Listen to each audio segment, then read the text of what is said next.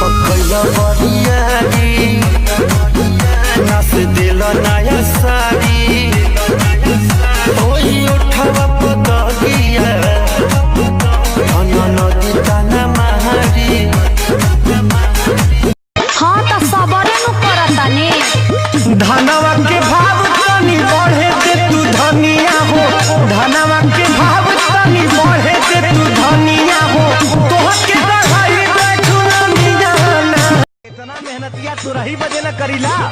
हाँ तो सुनियो ला बहुत पाइबा तो प्यार के न रस पाइबा रात से जिया पे रजाऊ तो रस जाइबा।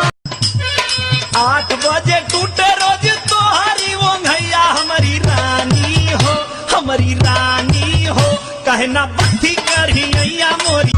झर झर गिरे ऊपर ओसिया के पानी गड़ल हो पेट रात सोतल न बानी। अरे त इतना प्रॉब्लम में रहली बताइबो ना कैली काहे कहलू ना मोसे। दीपक कैला बरियारी नाच दिल नया साड़ी ओही उठावा पतगिया नदी ताना महारी। निरंतर बाड़ा मुरझाइल नशा में नसाइल पियल तू बाड़ा गाजा इतना रोटिया उठता है राजा इसको भोलिया टूटता है राजा इतना रोटिया। ए जी का मकता ओहो ई पर कसवा न रोज रोज मछली मुर्गा बना के पूरा गांव को मन बिगाड़ देले। ना आज रहुओ बनवाई ना तोर जवन 7 हाथ के जीभ भइल है ना बसुला से छिलवा दे।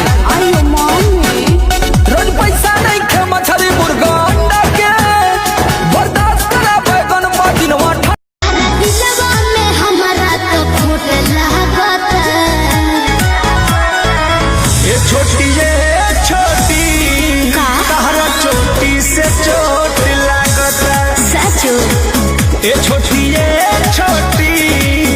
तहरा चोटी से उठ सलवार रजाओ साड़ी चुभेला कमरिया में लेला में कसी मजा दी गरमिया में।